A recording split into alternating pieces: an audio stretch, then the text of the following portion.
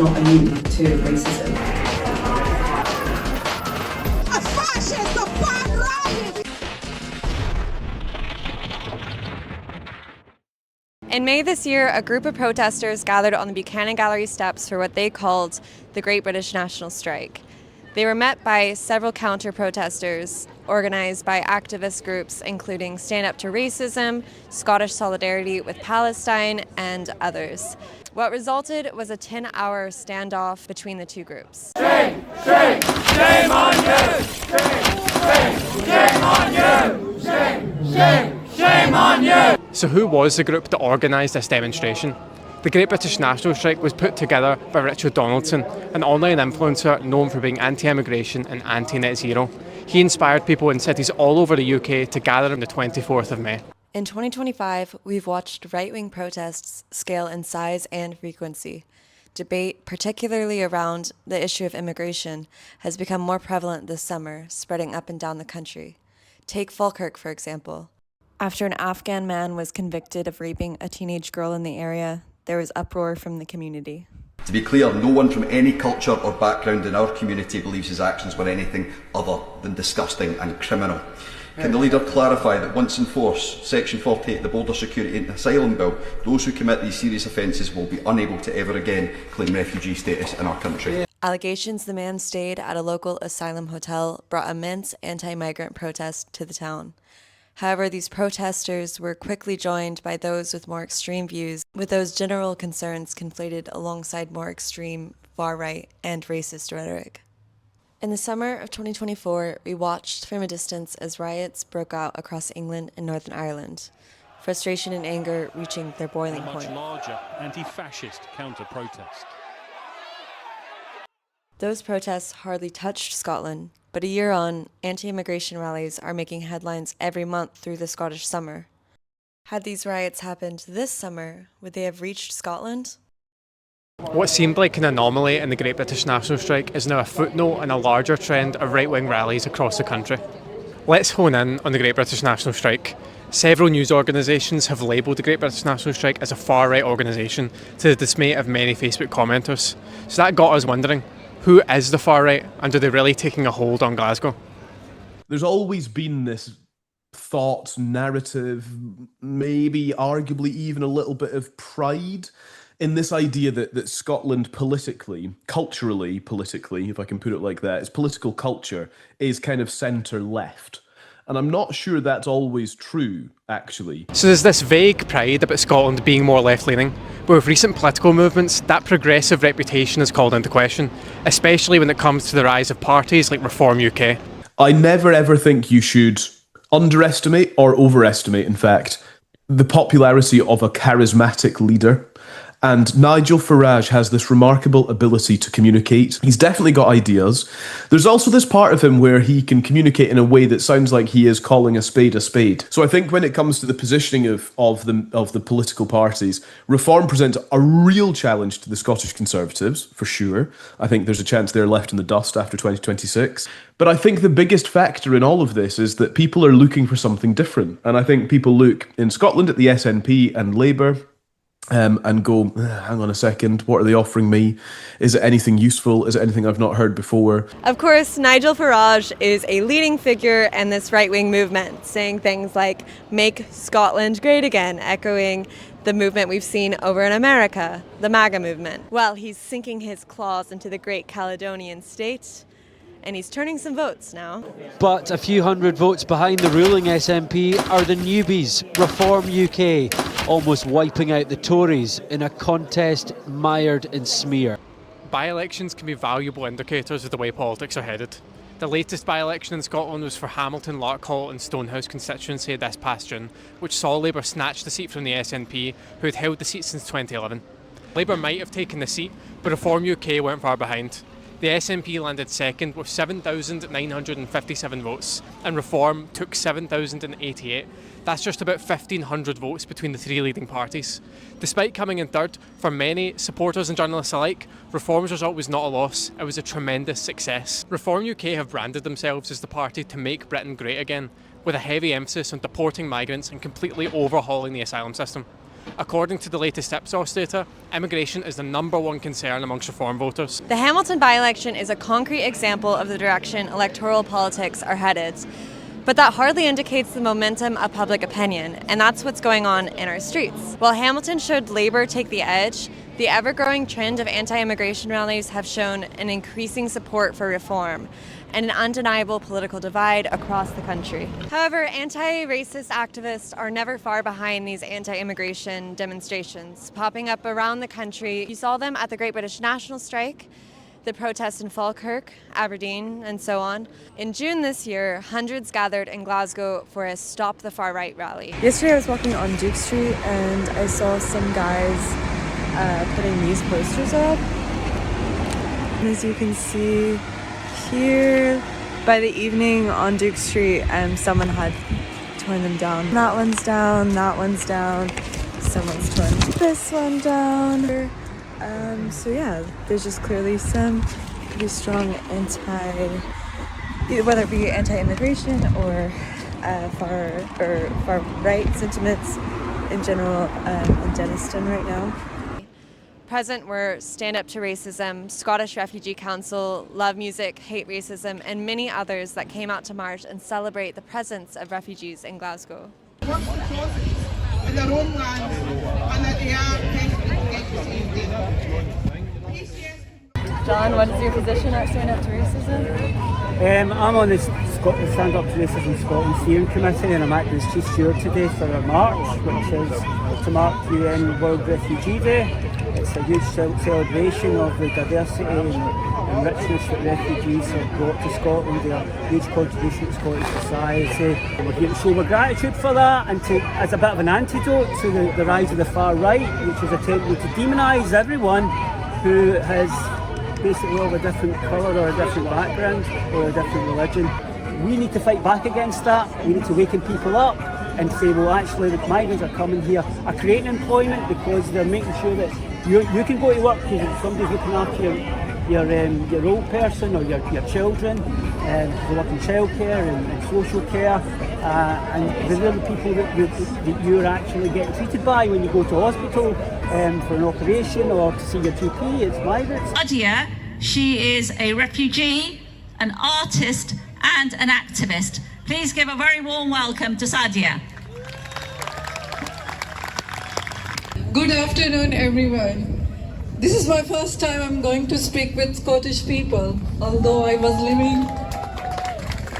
lived in northeast of England till 6 years, but I have never seen the way the Scottish people, they show solidarity, the way they show compassion with asylum seeker. It's totally different in Scotland.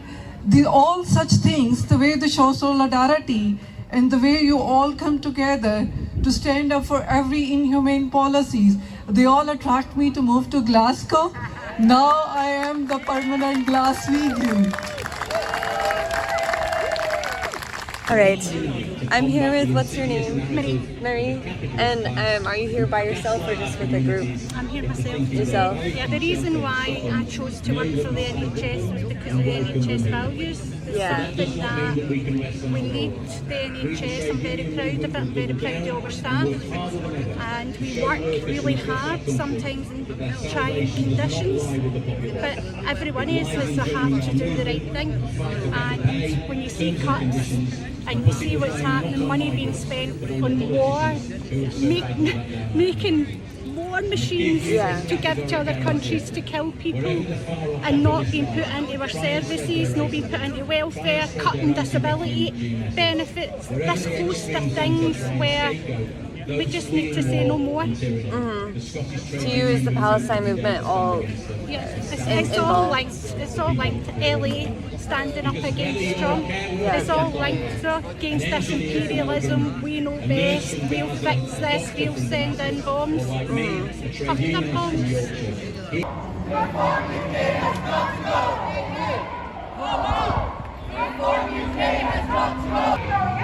You're a racist through.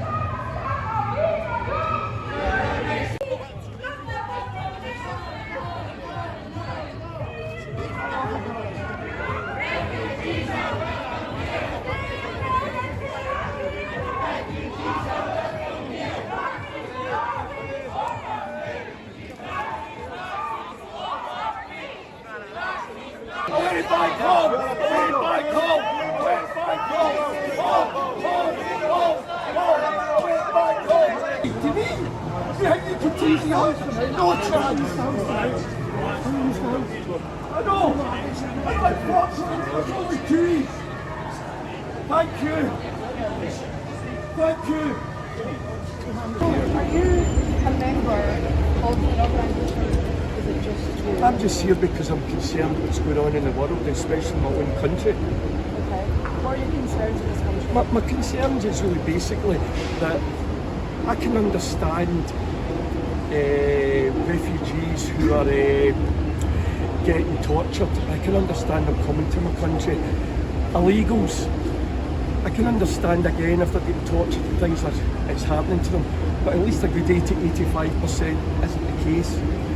Now I walk down Glasgow and I see most of these people, and to be honest and straight, they're well dressed, they've got money, they go into Greg's, they've got a £10 voucher for their lunch, and I look at the Scottish people and the British people and they look like tramps.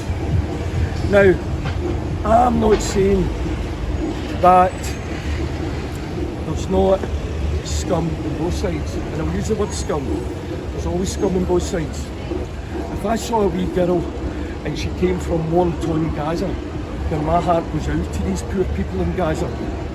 They really have much time for Israel. Then that girl needs medical help, specialist consultants for burns, etc. I'm all for that. We're human beings, but what I don't have time for is fraudsters. And unfortunately, there's a lot of fraudsters. And I only want correct ones in and the wrong ones out.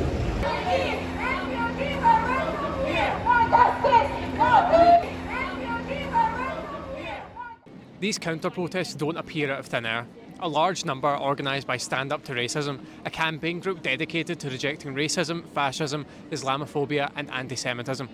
The group have been particularly busy this year, organising demonstrations in support of immigration and planning counter-demonstrations whenever news spreads of right-wing gatherings across the UK. We spoke with Katie, a regular attendee and organiser within the campaign, who stresses the importance of direct action and resistance against the right. Our campaign is about stopping reform, partially because we want to stop reform because we think they're a terrible, terrible party that scapegoat migrants and are absolutely no friend of working people. But it's also what reform's successes does in terms of how it emboldens the far right and how smaller pockets of this what used to be kind of fringe activity now feels like it can kind of come into the centre. It can kind of rear its ugly head. So in constantly pushing reform back, we're at the same time reminding people that the far right does not belong in the mainstream at all. Some critics of groups like Stand Up to Racism view their approach as reductive, lumping together right-wingers with those who claim to have concerns about immigration as racists. I also think that with immigration there is often a leap that is, if you don't want a vast number of people to come to a country that you are racist or prejudiced or violent or aggressive towards people from elsewhere. I just don't think that is broadly true. I think, as I say, I think all of this stems from people's concern about, is society functioning in the way that it should? And if it's not, why isn't it? And this is a factor that people are now turning to. I think there's a way for that to change. And I think that we, in Scotland particularly, need to consider the benefits of immigration, for sure. But the system needs to make sense. And it needs to make sense for people who already live in Scotland, and it needs to make sense for people who wish to live in Scotland, because the absolute reality of this is the system is completely broken, it's slow, it's arduous, it's painful, and it's not fair. It's not fair on people who are trying to make the move either. We're still in a cost of living crisis, right? We are in a situation where people struggle to get housing, where people's jobs are at risk, where their wages haven't gone up for however many years, where NHS waiting lists are incredibly long, right? It's not a great society to be living in currently, right? Life is really, really difficult for most people. And what the likes of Reform and the far right do is they take advantage of people's frustration and their discontent and their very, very real concerns about how basically shitty life is for most people at the moment. And they channel that into a blame game, right? A scapegoating of like, well, see all of these people who've arrived, they're the reason why your kid can't, your kid can't get a treatment or a diagnosis or whatever. They're the reason why your wages haven't gone up. They're the reason why X, Y, Z, right? And so it's quite easy to it can be quite easy to manipulate people into that kind of narrative when especially when none of the mainstream political parties are seeming to offer anything else. We cannot shy away from racism, right? There's a suggestion from some quarters on the left that, well, we shouldn't be implying that people who vote Reform are racist. They might not be racist. They might just be worried about, the lack of public services and so on. I think this is a huge mistake, right? I think if we don't call them out on their racism, we're just allowing it to continue unchecked. And so I think we have to take that argument head on, and we have to do that careful arguing with people around why refugees are not to blame for the problems that we're encountering in this country, why Asian men in particular are not dangerous predators that these sort of far-right narratives would like us to believe. And that argument we continually have to confront. I think you have to do both of those things at the same time. You do one without the other, and I don't think the argument works. However, accusations of extremism cannot always be argued against. At the Falkirk anti-asylum rally, some attendees were seen holding signs which threatened refugees, including one which read, "Kill 'em all, let God sort 'em out." Many attendees were also supporters of Tommy Robinson, and some even supported new UKIP leader Nick Tenconi, a far-right figure who organised a mass deportation rally in Glasgow this summer.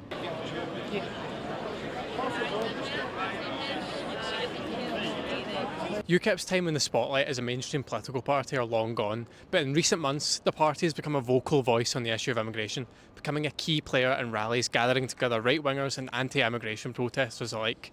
At the head of the party is Nick Tenconi, COO of Turning Point UK and associate of far-right figures such as Tommy Robinson. As UKIP's leader, Tenconi's been involved in multiple anti-immigration rallies, including July's mass deportation rally, which saw hundreds of anti-immigrant protesters gather in Glasgow city centre.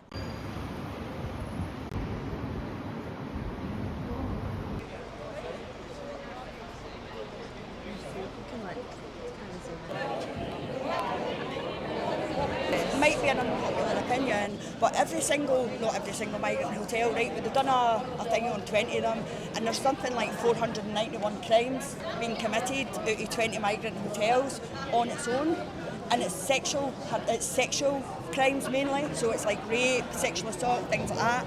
There's a 15-year-old girl raped in Falkirk, and the man just got 9 years, and they denied that even happened. Right. The police said it was misinformation. What sort, or like what, do you know where those numbers are from? Or? I find everything, I just go raking and I go down rabbit holes, and that's where I find my information. If I see something that interests me, then I'll go and do a wee bit of research on it. Right. So basically Google, and obviously if it's the big name guys like your Rupert Lowe's and your things like that, they're putting things up, it's normally pretty on the money. Do you know what I mean? They get all their information through is it on ONS or something like that, and then you've got the Home Office stats and things like that. So if you look into it, and if you don't put blinkers on and think all these poor people are coming to war-torn countries, France isn't at war. They're leaving a safe country to come to Britain. Why? Because you're looked after when you come to Britain. Land of milk and honey. Yeah, and they call it El Dorado. I mean, have you ever watched like Patrick Christie going to the migrant camps? They're needing to. What are people thinking? The cultures are not compatible. Like obviously a lot of these men are coming from Islamic countries where women don't have any rights. They come here and they see a girl going about with shorts or a short skirt on and maybe their cleavage showing and stuff. They're not used to that in their own country, and men are men, right? And the urges are there.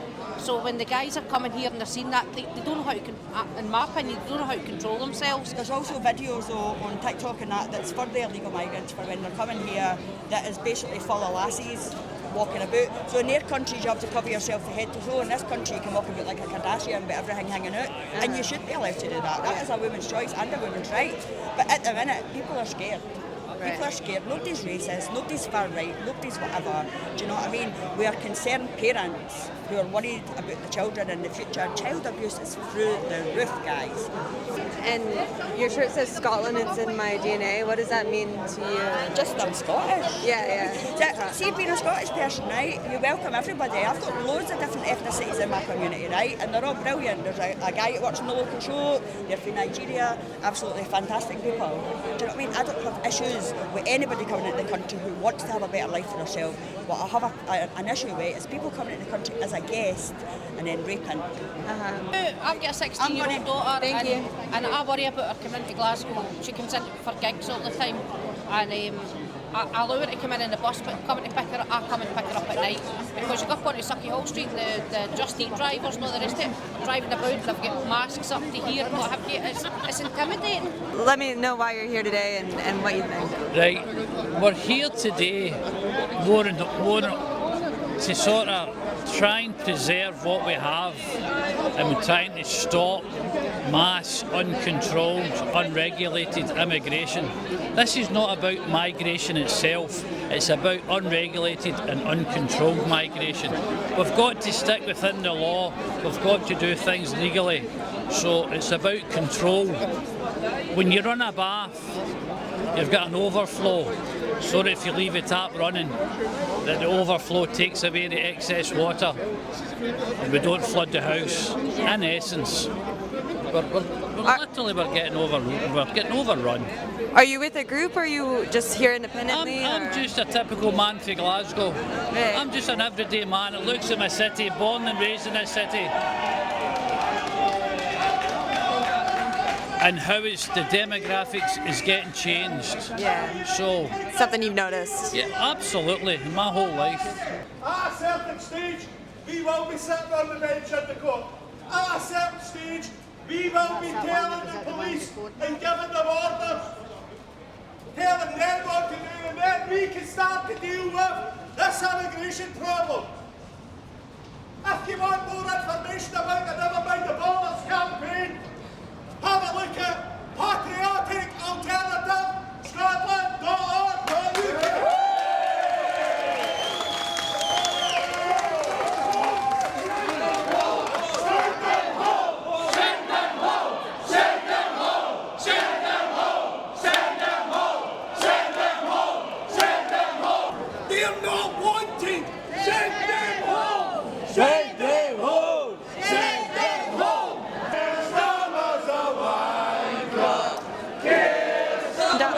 Glasgow based? Yes. Yeah, okay. And is there something that you've been worried about that's brought you here today? My kids' future. Your kids' future. Your kids here with us today. Yes, so. Well, my youngest one's here, I've got another two with a nanny today. And what do you mean, like, what about his future do you mean? Like? Well, you go down streets, you go into towns now, the immigrants are raping, like, the kids, are taking pictures of kids in parks and stuff like that, putting it into AI and selling it on the black market and stuff like that. To me, that's not right. To any normal person, it's not right. And the excuse says, "Oh, we didn't know that was like that's right. Wrong here." The fact that the housing as well, like, they're taking up everything. They're taking up the housing, they're taking up space, and they're taking the money. Like, they're coming here and they're coming from holidays. They don't care if they stay here or not. You see, when they get told to go back home, they're getting £3,000 just to go back home. Like, right. How is that fair on people from Britain? Where are you, like, hearing this? It's everywhere. You can look up any politics things. You can look up anywhere, and roughly between 1 in 3 women are being raped by immigrants or sexually assaulted. 2 in 3 women are being raped, but one of them out of the 3 is not reporting it to the police or to the local authorities or telling anyone about it. Is it social media or like you're just news anywhere? Like even what was it? BBC or? Apart from mainstream news, GB News, that covers quite a lot of it as well. Right. Okay. All right. Well, that's perfect. Thank you. Appreciate it. Thank you.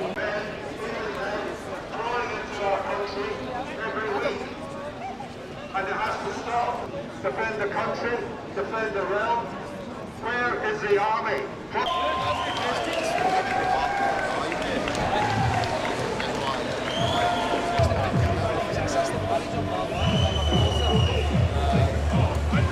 Canada calling an 11-year-old child a Nazi while I was advocating of the child exploitation. She protested against me. I catch paedophiles. That woman there is a paid speaker. Whoa. Protects paedophiles. Called an 11-year-old girl a Nazi and 10 other people. She should be in jail for that. That's a hate crime. 100%. Today we are here to smash them, to stop them, to say stop their march. I just want to say something about the Glasgow Council. It is really shocked me and disgusts me to allow a fascist, a far riot with a slogan of mass deportation to march in our street and give them a chance to do so. Something we never see in our street for decades.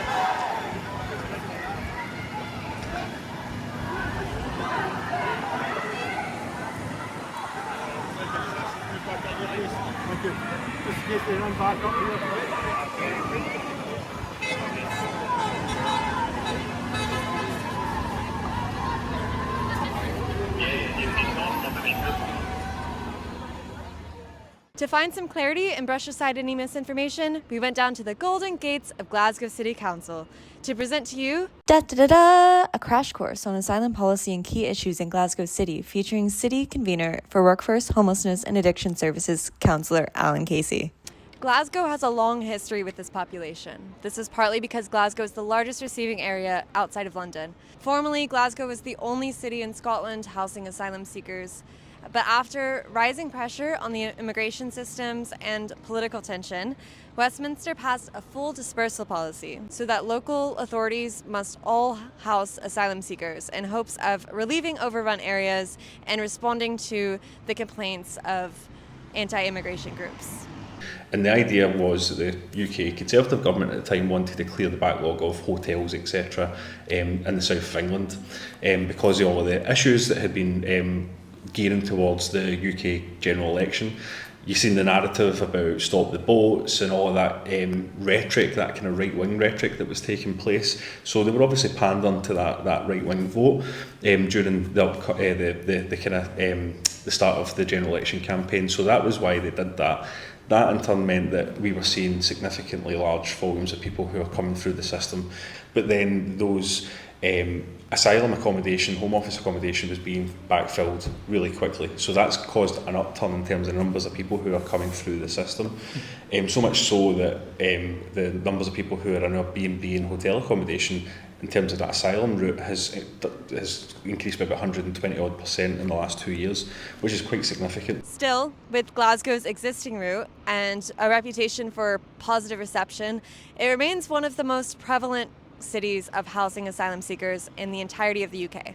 Recently, as asylum seekers who have got leave to remain in the UK but have been granted leave to remain in other parts of the UK, so in those other local authorities that I mentioned, but are then making a decision to leave where they have been in the asylum accommodation and travel into Glasgow. And I think that does come down to the fact that Glasgow has been a welcoming place for asylum seekers, refugees. It didn't have the same scenes that we've seen in other parts of the UK as well. So there may be a degree of that as well, where people have escaped effectively the sort of hostile environment that's been created by the UK government in some of those other places to Glasgow to seek sanctuary, which is a good thing. We should be absolutely proud of that. So where do they live and what do they live on? They're given £10 a week for catered accommodation or around £50 a week for uncatered accommodation. Despite all the talk of hotels, Glasgow doesn't participate in the hotel accommodation. Rather, the council works in partnership with housing companies to provide temporary living. We generally don't have asylum seekers who are based in hotel accommodation in and around Glasgow. From the very inception, since Mears, who are the housing provider, got the contract for the home office accommodation, we strategically worked with them to try and reduce that as much as possible, because we know the issues in terms of hotel accommodation.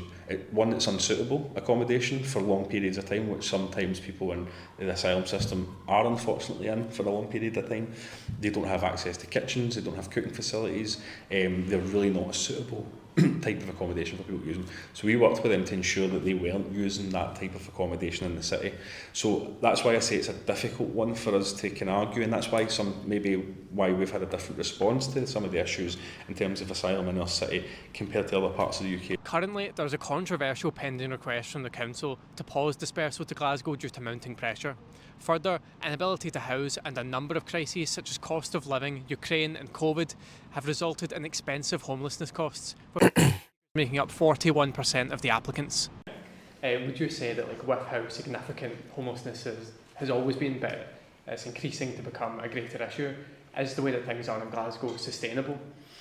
So currently I don't believe that is sustainable. We're at a pinch point, not just in terms of the kind of physical aspect of the number of units or lets available in the city, but the financial pressures that are being faced by the city at the same time. So we've reached a point of time where we have asked the UK government to pause the dispersal programme into Glasgow, not forever, just in a kind of temporary measure to try and let us as a city catch up in terms of clearing the backlog of people who are stuck in temporary B&B or temporary furnished flats, because this is a humanitarian issue for the people seeking asylum as well. We don't want them getting the leave to remain and then getting caught up in a system that's not any way, shape or form the way in which they should be being dealt with. So we've asked for that pause because we don't believe it's sustainable at this point in time. We are building as many new affordable homes in the city as we possibly can. Last year, working with our registered, that's the other thing I think it's important maybe for your viewers, is that Glasgow is not a landlord. We do not have our own accommodation. We rely solely on registered social landlords in the city because the council is not a landlord, but we hold the statutory duty to accommodate people. So last year, working with the registered social landlords across the city, we managed to secure a record number of lets. So that was a record number of houses that we were able to obtain for people who were homeless. But at the same time, the pressures at the other end of the system in terms of people coming into the city were so much that actually that didn't make a difference in the overall numbers. Despite these pressures, Glasgow City Council remains vocally pro-immigration, seeing it as a positive for the workforce and culture of the city. We've seen immigration become probably one of the most divisive issues across the UK in public spaces, so I'm wondering, does that extend to the council itself? Is there much opposition or pushback to the way that you're handling the immigration issue? It's a difficult question because it's not something that is regularly coming up as a problem or a divisive issue within the council's internal structures. But is it something that we're getting from out with coming into the in terms of kind of local issues, etc.? I think it is. I think undoubtedly it is, and we can't ignore the rise in parties like Reform who are using rhetoric that is dog whistle, to say the very least.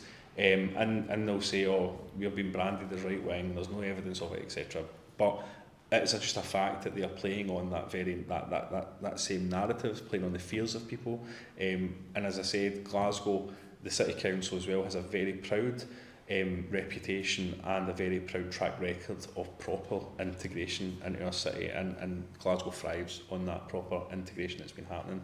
So I would hope to think that the council as an institution is not being detrimental. It's not been detrimental in terms of that wider discussion, and we need to do what we can do to support everybody who lives in our city and everybody who's chosen Glasgow to call home.